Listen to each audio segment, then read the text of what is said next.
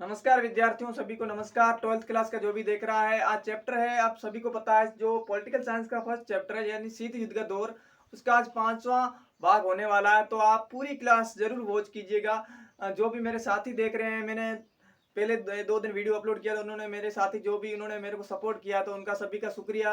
और जो भी देख रहा है विद्यार्थी, उनका भी शुक्रिया। जो भी मेरा साथी मतलब इस बार हैं, उनको मैं कहूँगा पूरा जरूर देखिएगा, क्योंकि मैं आपके साथ कोई कॉम्प्रोमाइज समझौता आपके साथ नहीं करूंगा, क्योंकि मैंने जो कंटेंट दिया इसमें कोई कॉम्प्रोमाइज नहीं किया। आप इस नोट्स के साथ प्लस बुक्स को लिख देना, उससे बाहर बिल्कुल भी और आसान लैंग्वेज में आपको समझाया जा रहा है। तो आप, मैं समझता हूँ, पूरा वीडियो जरूर देखिएगा। अपनी समझदारी का प्रयोग बिल्कुल मत कीजिएगा, क्योंकि जो पढ़ा रहा हूँ उसको अगर आप ध्यान में रखकर उसको अच्छी तरह से तैयार कर लेंगे, प्लस बुक्स को रीडिंग मार लेंगे, तो आप, मैं समझता हूँ, आपको कोई भी कठिनाई नहीं आएगी और इससे बाहर आने की संभावना बहुत ना के बराबर रहेगी। मैं ऐसी आशा करता हूँ। और आज जो टॉपिक है वो ये रहेंगे कि जैसे कि तीसरी दुनिया है, उसके क्या मापदंड है, उद्देश्य क्या है, उसके बारे में आप जरूर पूरा वीडियो जरूर देखिएगा। जिससे कि कुछ ऐसी बातें होती है बीच में बोल देता हूँ या फिर नोट्स में भी लिखा देता हूँ, तो आपको इसका विशेष ध्यान रखना है। और दूसरा टॉपिक रहेगा गुटनिरपेक्षता। इसमें मतलब गुटनिरपेक्ष नीति अपनाई, इसमें क्या मतलब क्यों अपनाई गई, उसकी क्या कारण रही। जिसकी गुटनिरपेक्षता है वो सुरक्षा और शांति का समर्थन करता है, संघ और संघ का समर्थक है, मतलब इसके बारे में आगे देखते हैं। तो जैसे कि नव अंतरराष्ट्रीय व्यवस्था यानी NIEO यानी न्यू इंटरनेशनल इकोनॉमी ऑर्डर, ये है, इसके बारे में पढ़ेंगे। उसके बाद इसकी विशेषताएं क्या है उसके बारे में, उसके बाद गुटनिरपेक्ष की प्रासंगिकता और गुटनिरपेक्षता नीति में भारत की क्या भूमिका रही है, और अविकसित या अल्प विकसित देश है उनको क्या लाभ हुआ है विकसित देशों से। देखिए इस प्रकार से यह आपके ये कॉन्सेप्ट मैंने बिंदु बता दिए, ये बिंदु आपको ध्यान में रखने। पहला है कि तीसरी दुनिया में शामिल होने के लिए जो नए स्वतंत्र जो देश हुए, लेकिन जो नए अंतरराष्ट्रीय जो स्वतंत्र देश हुए, उनके सामने क्या मापदंड थे, मतलब ये तो उनकी बातें क्या थी और या फिर उनके उद्देश्य क्या थे। गुटनिरपेक्षता नीति में वही देश, जैसे कि तीसरी दुनिया के क्या मापदंड रहे होंगे, मतलब गुटनिरपेक्षता की नीति में शामिल, गुटनिरपेक्ष जो आंदोलन है उसमें शामिल होने के लिए। तो पहला था कि जो देश क्या सदस्य, जो भी देश है सदस्य बनेगा इस गुट का मतलब गुटनिरपेक्षता में उसकी क्या होगी, अपनी एक स्वतंत्र नीति होनी चाहिए। मतलब जो भी गुटनिरपेक्ष आंदोलन में मतलब उसका सदस्य देश बनेगा, उसकी क्या होनी चाहिए, एक तो सदस्य तो बनेगा लेकिन उसकी अपनी स्वतंत्र नीति होनी चाहिए। दूसरा है कि वो गुटनिरपेक्ष ने उपनिवेशवाद का विरोध करता। उपनिवेशवाद का मतलब होता है किसी भी राष्ट्र जो शक्तिशाली राष्ट्र होता है, किसी निर्बल राष्ट्र पर क्या करता है, अपना अधिकार, अपना शासन स्थापित करता है, उसे उपनिवेशवाद कहते हैं। जैसे कि भारत है पर ब्रिटेन का भारत है उपनिवेशवाद भारत पर रहा है, ठीक है। आगे देखता हूं तो तीसरा टॉपिक है किसी भी सैनिक गुट का सदस्य ना हो। सैनिक गुट का कैसे, जैसे कि सभी को पता है गुट निरपेक्षता का मतलब होता है मतलब ऐसा गुट जिसका आधार क्या हो, सैनिक को उस गुट में शामिल ना होने की नीति गुट निरपेक्षता की नीति कहलाती है। तो जैसे कि यूएसए और यूएसएसआर यानी सोवियत संघ और संयुक्त राज्य अमेरिका, उनकी दोनों की जो मतलब आधार थे वो क्या थे, वो दोनों के आधार थे सैनिक यानी हथियार उनके आधार थे, ठीक है। परमाणु कह सकते हैं इनके आधार थे मतलब।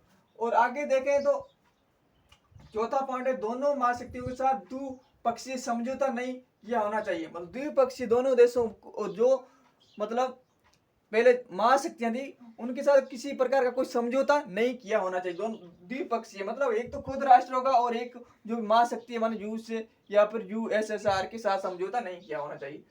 पांचवा मापदंड या उद्देश्य क्या था कि जिसने भी अपने क्षेत्र के अंदर दोनों महाशक्तियां, दोनों कौन सी, दोनों जैसे कि यूएसए मतलब आप लिख लेना इसका, संयुक्त राज्य अमेरिका और सोवियत संघ यूएसएसआर, और महाशक्तियां को सैनिक अड्डे बनाने की अनुमति न दियो, सैनिक अड्डे बनाने की अनुमति न दियो। जो कौन से देश थे, जो तीसरी दुनिया के देश कौन से, जो अल्प विकसित थे, जैसे कि एशिया था, ठीक है, एशिया था, अफ्रीका था, उत्तरी अमेरिका था। इस प्रकार से ये अल्प विकसित देश थे। ठीक है, आपको इससे प्रश्न पूछा जा सकता है कि तीसरी दुनिया के देश कौन कौन से, तो आपको लिखना है सिर्फ अल्प विकसित देशों को ही तीसरी दुनिया कहा जाता है। जैसे उसमें आप उदाहरण दे सकते हैं, जैसे एशिया है, अफ्रीकी देश है, उत्तरी अमेरिकी है, ऐसे कुछ उदाहरण आप दे सकते हैं। तो आगे बात करता हूँ कि गुटनिरपेक्षता नेम, इसके मतलब इसकी ये क्या कहता है, ये कहता है कि ये किसका समर्थन करता है, मतलब ये सुरक्षा और शांति का समर्थन करता है। मतलब गुटनिरपेक्ष नीति है ये सुरक्षा बनाए रखने की। और जो ये टॉपिक दे रखा है ये मैंने अंकटैड है उसका पूरा नाम ये। ठीक है, इसका आपको बाद में लिखवा लेता हूँ। ये है कि गुटनिरपेक्षता है ये सुरक्षा और शांति का समर्थन करता है। दूसरा है ये संयुक्त राष्ट्र संघ का भी की समर्थक है। कौन? गुटनिरपेक्ष ये कि यूएनओ होना चाहिए, यानी सोवियत संघ की आगे चैप्टर ये उसमें पढ़ेंगे कि उनकी यूएनओ की क्या आवश्यकता है वर्तमान में, तो उसके बारे में पढ़ेंगे। लेकिन ये सुरक्षा शांति का समर्थक गुटनिरपेक्ष है और संयुक्त राष्ट्र संघ का भी समर्थन करता है गुटनिरपेक्ष। ठीक है, जो भी देश है, जो भी राष्ट्र है।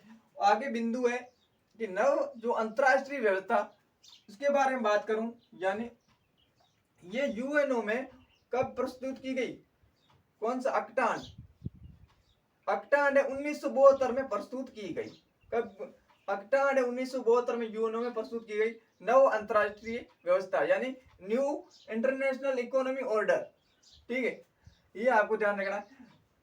अंकटैड, इसका अंकटैड को भी आप पूरा नाम लिखें तो इसका होगा यूनाइटेड नेशंस कॉन्फ्रेंस। सी का मतलब टी का ऑन, टी का मतलब ट्रेड, और ए का मतलब एंड, और डी का मतलब डेवलपमेंट। ठीक है, इस पर अंकटैड का इंग्लिश में पूरा नाम। आगे देखते हैं, ये अंकटैड है या फिर ये यूएनओ में जो नव अंतरराष्ट्रीय व्यवस्था है, ये क्या है? मतलब अंकटैड है, इसका मतलब ये एक व्यापार और विकास को लेकर एक सम्मेलन आयोजित किया। किसने? यूएनओ ने। और उन्होंने एक रिपोर्ट प्रस्तुत की। क्या रिपोर्ट प्रस्तुत की? इसका शीर्षक रखा गया कि एक रिपोर्ट व्यापार और विकास को लेकर एक सम्मेलन हुआ, उसमें एक रिपोर्ट प्रस्तुत की गई। और किस शीर्षक से प्रस्तुत की गई? वो शीर्षक था towards a new trade policy for development. इसका हिंदी में अर्थ होता है कि विकास के लिए एक नई व्यापार नीति। आपको प्रश्न पूछा जा सकता है कि ये एक नंबर का कि अंकटैड किसे कहते हैं, तो आपको लिखना है अंकटैड, या आप इंग्लिश में ऐसे लिख सकते हैं towards a new trade policy for development, या फिर आप हिंदी में भी लिखना चाहें अंकटैड का विकास के लिए एक नई व्यापार नीति। ठीक है, व्यापार नीति की ओर। तो ये इस प्रकार से थी। और अब ये इसकी क्या विशेषताएं रही है, किसकी जो ये नीतियां अपनाई गई, उनकी विशेषता है कि विश्व के अंदर जो मतलब ये नीतियां क्यों अपनाई गई, जो है ना ये यूएनओ में। ठीक है, नीतियां इसलिए अपनाई गई, पहले इसकी विशेषता रही कि विश्व के अंदर जो भी आर्थिक रूप से असमानता आ गई है, उस असमानता को दूर करना। जो ये नीतियां विकास के लिए नई व्यापार नीतियां हैं और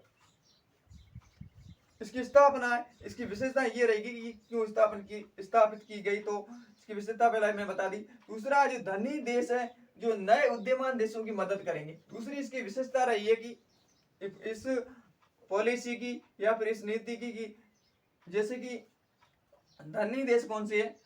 धनी देश जो भी यूरोप के थे वो क्या कहेंगे, जो भी उद्यमान कौन से? नए जो राष्ट्र बन रहे थे उनको क्या करना, उनकी मदद करना। ये इनकी विशेषताएं रही है। किसकी? यूएनओ की। यूएनओ के अंतर्गत आपकी जो नीतियां बनाएगी इसकी। ठीक है, तो इस प्रकार से ये यूएनओ की कुछ विशेषताएं भी रही है। तो ये था, इतना कॉन्सेप्ट मैं समझता हूँ तैयार हो गया होगा। आगे देखता हूँ तो गुटनिरपेक्षता की प्रासंगिकता क्या है। इसकी बात करें तो जो गरीब देश है, इसका मतलब है जो गरीब देश या छोटे देश है, वो देशों को इन महाशक्तियों से अलग करना। पहले तो क्या प्रासंगिकता, मतलब गुटनिरपेक्ष क्यों नीति अपनाएगी? गुटनिरपेक्ष नीति यूं इसलिए अपनाएगी कि जो भी गरीब देश है या फिर छोटे देश है उनको इन महाशक्तियों से अलग करना। आप सही, क्योंकि इसलिए तो इन्होंने अपनाई अपनी एक अलग नीति अपनाई जो अल्प विकसित ये इसका, या फिर जो भी नए देश स्वतंत्र हो रहे थे उनको डर था कहीं हम भी किसी के जाल में फंस न जाएं, तो इसलिए इन्होंने ये गुटनिरपेक्षता की नीति अपनाई और इसमें इन्होंने गरीब जो या छोटे देश है उनको शामिल किया ताकि वो महाशक्तियों से क्या उनसे अलग रहे। इसलिए गुटनिरपेक्षता की नीति है प्रासंगिकता। दूसरी है स्वतंत्र, जो अपनी विदेश नीति अपना सकते थे। जो भी अविकसित मतलब जो भी अल्प विकसित देश थे, जहाँ तीसरी दुनिया के देश थे, उनको क्या थे, वो अपनी एक स्वतंत्र नीति है वो अपना सकते थे। ठीक है, इनसे अलग रहकर जो महाशक्तियां थी उनसे अलग रहकर अपने एक नीति स्वतंत्र अपना सकते थे। आगे देखता हूं तो तीसरा पॉइंट है कि मौजूदा जो असमानता है उनसे निपटने के लिए वैकल्पिक विश्व व्यवस्था बनाए रखना भी इनका एक प्रासंगिकता थी। ठीक है, तो इस प्रकार से गुटनिरपेक्षता की हो गई प्रासंगिकता। आगे देखते हैं गुटनिरपेक्षता नीति से भारत की क्या, गुटनिरपेक्षता नीति में मतलब गुटनिरपेक्षता जो नीति अपनाएगी उसमें भारत की क्या भूमिका रही, भारत ने क्या योगदान दिया उसकी बात करता हूं। तो देखिए भारत, पहले आपको सभी को बताया भारत किसी भी गुट में शामिल नहीं हुआ, यानी जो भी महाशक्तियां दोनों थी उनमें भारत किसी भी गुट में शामिल नहीं हुआ। दूसरा इनकी भूमिका रही कि जो नए जो आजाद देश है उन देशों को इन यूरोपीय गुटों में जाने से रोका, मतलब जो शामिल हो रहे मतलब इन गुटों से रोका किसने, भारत ने। ठीक है, इस नीति के तहत जो भी नए देश थे जो आजाद हुए थे स्वतंत्र हुए थे छोटे देश थे उनको ये गुट जो ये महाशक्तियों के थे इनसे इन्होंने जाने से रोका, स्पेशली यूरोप से। ठीक है, अब देखते हैं कि गुटनिरपेक्षता की ये तो भूमिका रही भारत की, 2 पॉइंट में बता दो। आगे के इसकी भारत की जो गुटनिरपेक्षता नीति है उसकी आलोचना भी की जाती है। तो आलोचना किस आधार पर की जाती है कि भारत आलोचना की जाती है, कुछ तर्क देते हैं कि भारत की गुटनिरपेक्षता नीति है वो सिद्धांतहीन है। सिद्धांतहीन का मतलब होता है कि भारत है अपने हित साधने के उद्देश्य से, सिद्धांतहीन है मतलब अंतरराष्ट्रीय जो भी मामले उनसे बचने का प्रयास करता रहा है। भारत कोई भी अंतरराष्ट्रीय मामले होते थे उनसे हमेशा बचता रहा है, वो फैसलों से लेने से बचता रहा है। और व्यवहार में अस्थिरता है, तो अस्थिरता कैसे, जैसे कि आपने देखा होगा, और व्यवहार क्या अस्थिर है और विरोधाभास है। विरोधाभास कैसे, जैसे कि आपने देखा होगा 1971 में क्या होगा, भारत ने क्या किया, यूएसएसआर के साथ एक संधि कर ली थी। और 1971 में इन्होंने यूएसएसआर यानी सोवियत संघ के साथ संधि कर ली थी। और 1971 में भारत पाकिस्तान युद्ध हुआ था, उसमें बांग्लादेश का एक नए राष्ट्र का निर्माण किया गया। उसके तहत उन्होंने जो सोवियत संघ था उनसे हथियार भी खरीदे थे। ऐसे भी कहते हैं कि व्यवहार भी उनका एक भारत का एक अस्थिर रहा है, मतलब स्थिर नहीं रहा है, अस्थिर है।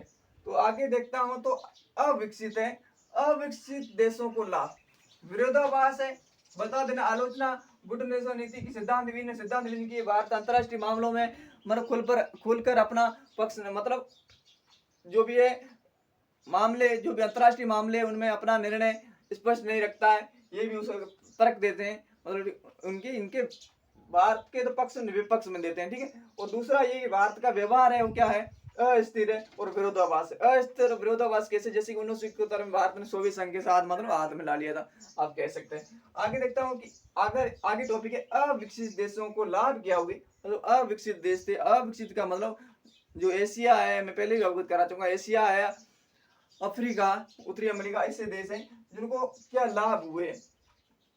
ठीक है, ये नीतियां अपनाने से। ठीक है, स्पेशली अकटान नीति अपनाने से क्या इनको लाभ हुआ अविकसित देशों को। ठीक है, इसकी बात करूं तो जो अल्प विकसित देश है वो क्या होगा, को अपने उन प्राकृतिक संसाधनों पर नियंत्रण प्राप्त होगा, मतलब प्राप्त होगा प्राकृतिक संसाधन, जैसे कि उनका तो होगा, लेकिन जो विकसित देश है इन्होंने इनका दोहन किया था उन पर ये अविकसित है, उनका अविकसित राष्ट्र है, उनका इनका इन संसाधनों प्राकृतिक जो संसाधन है उन पर अधिकार हो जाएगा। ठीक है, और दूसरा है अविकसित देशों को क्या लाभ होगा कि जो अविकसित या अल्प विकसित देश है पश्चिमी देशों के बाजार में अपना माल बेच सकते थे। मतलब जो अविकसित कौन है, अविकसित देश है, अविकसित देश है, अविकसित देश, ठीक है, अविकसित देश है जो भी है वो क्या करेंगे, पश्चिमी जो मुल्क है यानी यूरोप में अपना माल बेच सकते हैं। तीसरा इसमें अविकसित देशों को लाभ, तीसरा लाभ ये कि इस प्रणाली के तहत, मतलब इस प्रणाली कौन सी, ये अकटांड है, अकटांड के तहत, जो अकटांड है, ठीक है, अकटांड के लिए के तहत ऊपरी ऊपर के दो देश है, मतलब जो जिसकी क्या है, टेक्नोलॉजी क्या है, स्ट्रांग है, यानी अच्छी खासी मानी जाती है, तो उनसे ये टेक्नोलॉजी ले जैसे यानी, और वो भी कम लागत में ये ले सकते हैं। जो अविकसित अल्प विकसित राष्ट्र है और जो विकसित राष्ट्र है उनसे टेक्नोलॉजी ले सकते हैं, वो भी कम लागत में। आगे देखता हूँ चौथा पॉइंट है कि अंतरराष्ट्रीय जो आर्थिक संस्थाओं में भूमिका बढ़ेगी, यानी जो अल्प विकसित देश है उनकी क्या होगी, अंतरराष्ट्रीय जो संस्थाएं हैं उनमें इनकी भूमिका बढ़ेगी ये आंकड़ा नीति के तहत। तो इस प्रकार से ये कॉन्सेप्ट क्लियर होता है। मैं समझता हूँ कि एक क्लास और दूंगा इसकी, उसमें सारा का सारा आपका एक चैप्टर खत्म होने वाला है। तो आपने किसी ने पहले वाली क्लास नहीं ली है तो प्लीज लीजिए, जिससे कि मैंने कॉन्सेप्ट के साथ आपको कुछ मैंने घोषणाएं भी की इस साल में पॉलिटिकल हिस्ट्री की, जो क्या कुछ अनाउंसमेंट भी मैंने कर रखा है। तो आपको दोबारा सुना देता हूँ कि नोट्स के साथ ये आपके एक प्रकार से नोट्स हैं, आप इसको अपनी कॉपी में उतार लें और इसको बार बार अध्ययन करें और बुक्स को भी रीडिंग मारते रहें, जिससे कि आपको कोई कठिनाई नहीं होगी। तब तक के लिए मिलूंगा नेक्स्ट वीडियो में। वंदे मातरम। नए हैं तो प्लीज चैनल को सब्सक्राइब कीजिए। वंदे मातरम।